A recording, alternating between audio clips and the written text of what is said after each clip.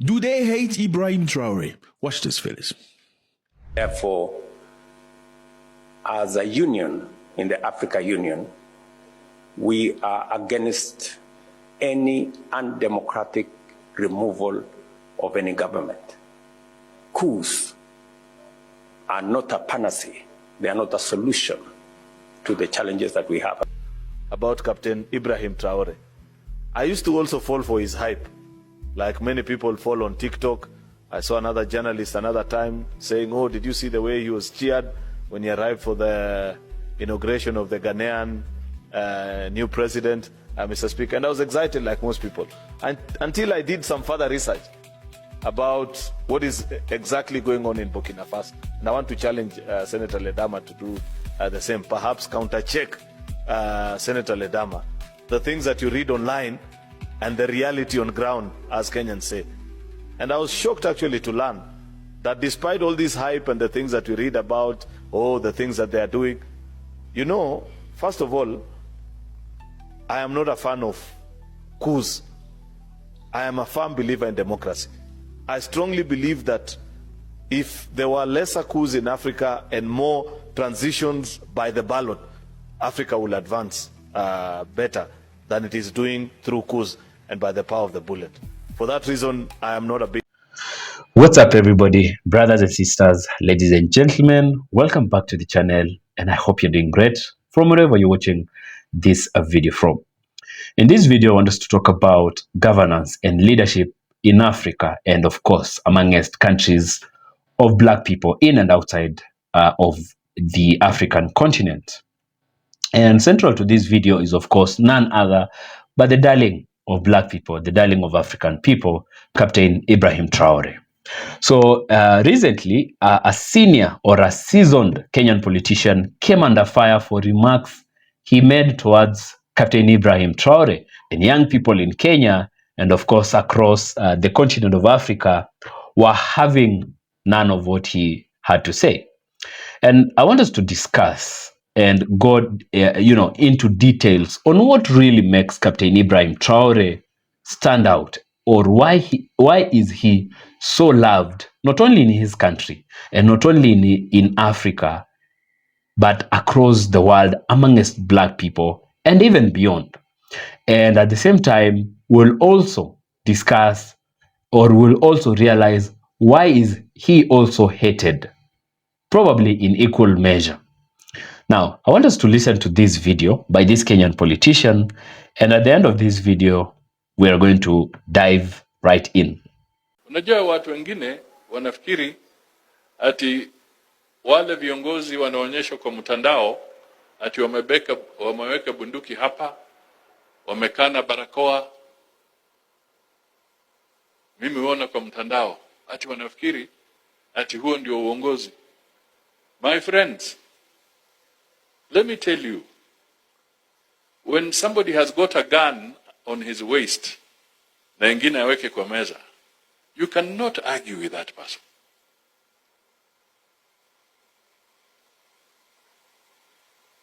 Kwa hivyo mimi najaribu kuambia kwamba zile serikali ambazo ni military governments, serikali za majeshi, serikali ambazo zimeingia kwa njia ya kupindua serikali, sio kupitia kwa ballot. Don't be cheated. A civilian government elected by the people is better than any military government. Hata ikiwa ina dosari, a civilian government is better any day. Serikali ya raia ni afadhali kushinda serikali yoyote ambayo inaongozwa na mtu ambaye ameweka bunduki hapa. Kwa hivyo tusidanganyike kama wa Kenya.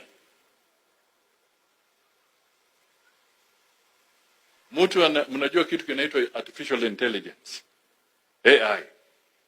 Na mimi nazungumza haya kwa sababu nataka wale wanapenda mtandao muelewe. Wanachukua yule mtu ambaye anabeba bunduki hapa, wanaweka artificial voice ya artificial intelligence, ati huyo mtu anaongeza Kiingereza kisanifu nini. My friend, it's artificial intelligence. Yeye hazungumzi, they don't converse in English, they converse in French. But conveniently, wanamweka kwamba anatoa story in very fluent English. It is artificial intelligence kuhadaa vijana wetu wafikiri kwamba hapo ndio kuna uongozi. Hakuna uongozi pale. Hiyo ni military government. Okay, so he speaks in Swahili, which is the local language here, and of course, occasionally switching to English. And just to recap on what he said, is he's trying to warn Kenyans. Of course, this is a Kenyan politician, a very, very senior politician, old as Kenyan politics has been. And his name is Musalia Mudavadi, and he is a prime cabinet secretary in Kenya, a very senior position. He's in charge of, all the ministers. And so he's actually trying to fire a warning to Kenyans, or the Kenyan youth particularly, against, admiring Captain Ibrahim Traoré. He hasn't mentioned the name, but he has, of course, insinuated that it is Ibrahim Traoré who carries a gun here. He's talking about someone with a gun here and another one on the table, and he's always in a mask and is a military, something like that. Of course, he's trying to imply that he's talking about Captain Ibrahim Traoré, and warns that he is not a good leader. There is no leadership right there. And, just some hulabaloo, because we know our Kenyan politicians very well. And this doesn't just come out of context. Why is he particularly speaking to the youth? And okay, something else he has added is that people are using artificial intelligence to make Captain Ibrahim, to make him appear like he can speak in English, which of course that is actually happening. But with the world of technology today, it's not very hard to actually find an easy translation of a speech in French by Captain Ibrahim Traoré and translate it into English. But, he has ulterior motives. Now, I was talking about the context, why particularly he's telling this to the Kenyan young people, and why is he attacking or, tarnishing the name of Captain Ibrahim Traoré. Now, there's a similarity between Captain Ibrahim Traoré and the Kenyan youth, and both of them have a very strong revolutionary spirit. Captain Ibrahim Traoré has been lauded globally for being very revolutionary, and so has the Kenyan youth in the very recent past been across the African continent. They have become like, the icon of revolution, in which all other youths in different countries have been, looking forward to, because you understand that this Kenyan government currently, since 2022, when they came to power, have never really had an easy time with young people going to the streets, despite them, unaliving tens and dozens of them every time. But they have always come out in large numbers to occupy big cities and say no to this government because of simple questions. When this government came to power, they promised, and we had an agreement as young people with this government, that they were going to do 1, 2, 3. And now the young people of this country are tired with corruption, rampant corruption and embezzlement of public funds. They're tired with, imperialistic, neocolonialism in their governments, and they want change. Exactly what Captain Ibrahim Traoré represents amongst the people in Burkina Faso, and of course beyond. And there have been, young people in this country have been asking simple questions. Whatever that we had agreed before you went to power, have you done? And whatever that you're doing now that you're in power, is it what was part of the agreement? And the constant answer has been no. And that is why they are agitated and they love Captain Ibrahim Traoré. Now, in this particular video, I wanted us to talk about what really makes Captain Ibrahim Traoré stand out. Because we know for sure that military governments are not usually the best, especially leading civilians. But somehow, people across the world and across Africa have really loved this military government in Burkina Faso right now. Now, first of all, let's make it clear. We know that the West, the leadership in the West, does not love Captain Ibrahim Traoré. But we are also now seeing emerging trends in which African leaders who should have Captain Ibrahim Traoré's back are also now either being, seeming agitated, envious, or jealous of what Captain Ibrahim Traoré is doing in his country. And they're coming out now to attack him directly. We have seen that in West Africa. We are seeing that in East Africa and across, Africa in itself. Now, but why is this the case? And now the only support Captain Ibrahim Traoré has, which is the most important one, is that the people, and especially young people who make up 60% of the continent, and young people even outside of the continent of Africa, Black people, love him. And what really makes him stand out? I want us to discuss that into details. And the first one is the anti-imperialistic stance. So unlike many past and present military rulers who colonized, who cozied up to former colonial powers, Traoré has been explicitly anti-imperialist. In fact, anti-French and anti-Western interference. He first expelled French troops in Burkina Faso, shut down French military bases in his country, and he cut ties, with anything that, French media negatively portrayed towards his country. Like, he expelled RFI and French 24. This defiance resonates with Pan-Africanists and most young Black people in and outside of the continent of Africa that are tired of France and British and German and American neocolonialism on Africa, or the grip they had on Africa. So, number two is the Pan-African messaging. Traoré speaks the language of Pan-African unity. You have heard of him, and he's trying to unite Africa, to unite Black people from the Caribbean community in Africa, in the African Americans, Afro-Europeans, he's trying to unite all of those Black people with the African continent. He's called on Africans in the diaspora, especially the African Americans, to return home and to help build Africa. He is also aligned with leaders like Mali's, who is also another military leader, Mali's Goita and Niger's president, in trying to form anti-Western pro-sovereignty blocs. They're saying enough is enough. We need our countries free, and we need our sovereignty to show, not just being told on paper you're a sovereign state, but you're being remotely controlled from France, from the UK, from Germany, or from America. So, number three, popular among the people. His popularity amongst the people. And you realize that he's not only popular in Burkina Faso.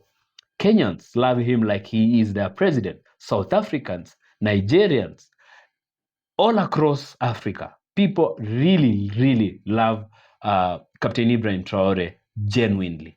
And go beyond Africa. Talk about what African Americans have been saying about Captain Ibrahim Traoré, what the Caribbeans have been saying about Captain. Generally, you will realize that other than those in power, those that are greedily in power, those that are puppets of white imperialists, all Black people in and outside of the continent of Africa love him. So we talk about his popularity among the people. So despite being unelected, because of course he wasn't elected, he took power through a coup, Traoré enjoys grassroots support, especially among the youth, which make up the largest bloc of the continent of Africa, he communicates directly with the citizens. He speaks the language of his people.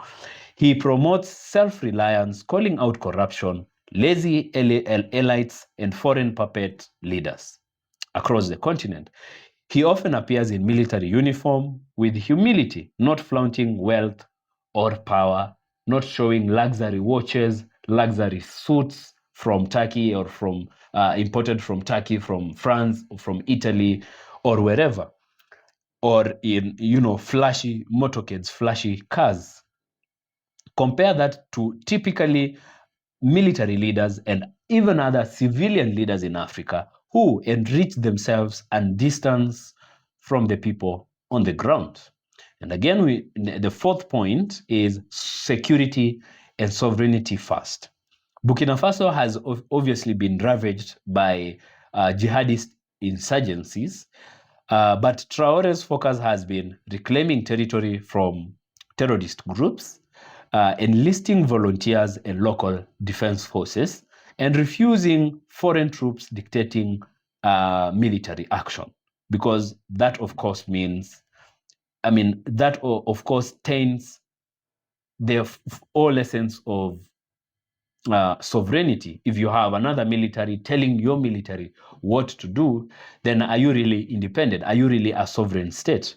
While his strategy might be controversial to many people, many see it as a Burkinabe driven or driven by the interest of the people of Burkina Faso, not Western controlled. And that is what we are so fed up with as African people, being Western controlled all the time. And then another point is the push for resource control. So he advocates for national control over natural resources in his country, which is rich in gold and many others. So he rejected the exploitation by foreign corporations. Talks of resource nationalization actually has started nationalizing resources, especially gold and other minerals, and wants wealth to serve Burkinabe development and not to benefit a few elites, while all the profits are being shared by Western powers. And the sixth point is challenging the old guard. Traore is part of a new wave of revolutionary military leadership that challenges, French control in Africa, the illusion of democracy under puppet civilian governments. This is a very key point. The illusion of democracy is what is really agitating young people in Africa.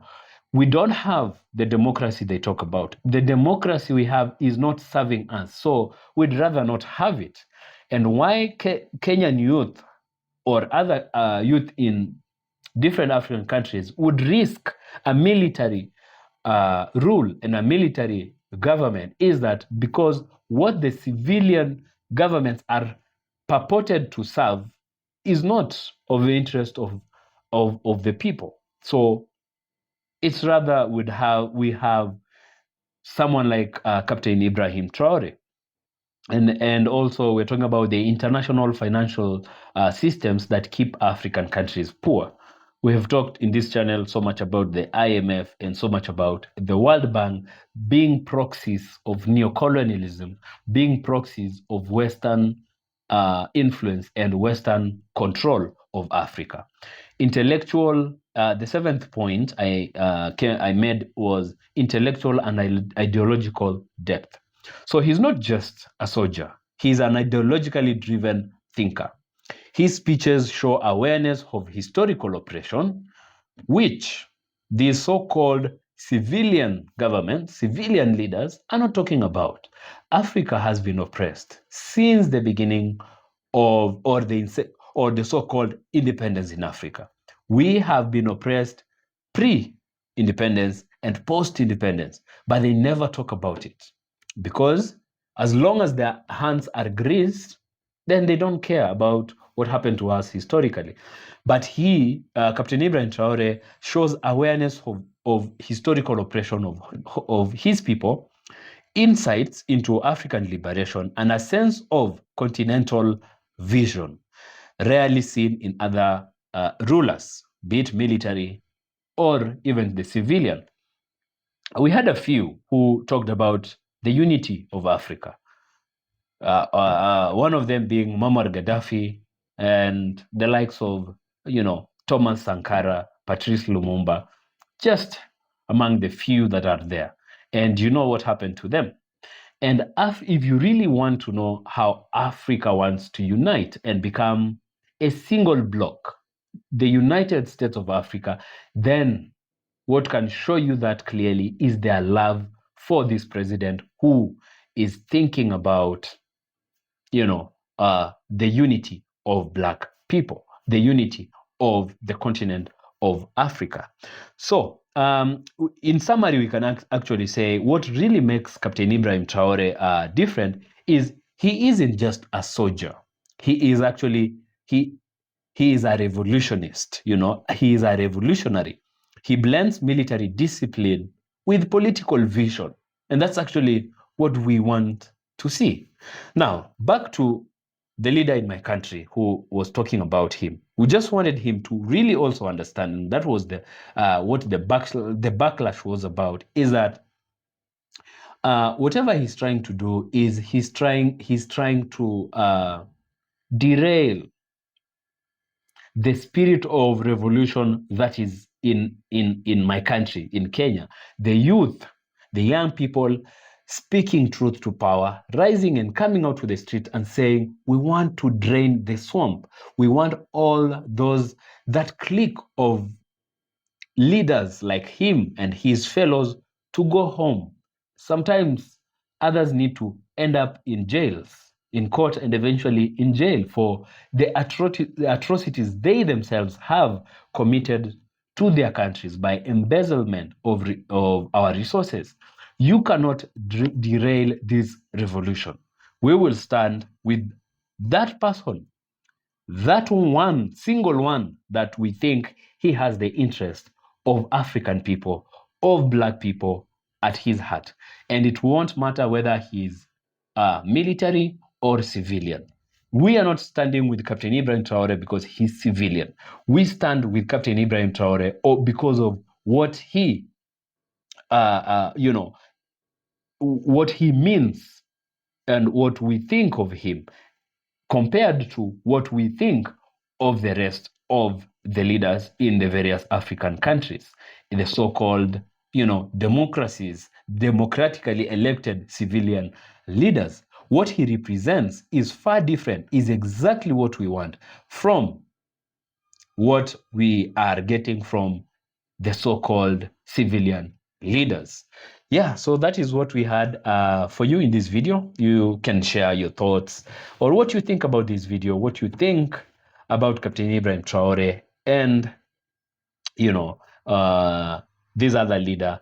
You can leave us a comment, give this video a thumbs up if you may, and share it with your friends and your family. And if you haven't subscribed to this channel, I kindly ask you to go ahead and subscribe to this channel to see what we can offer. So until next time, I'll be happy to see you in the next video. Peace out.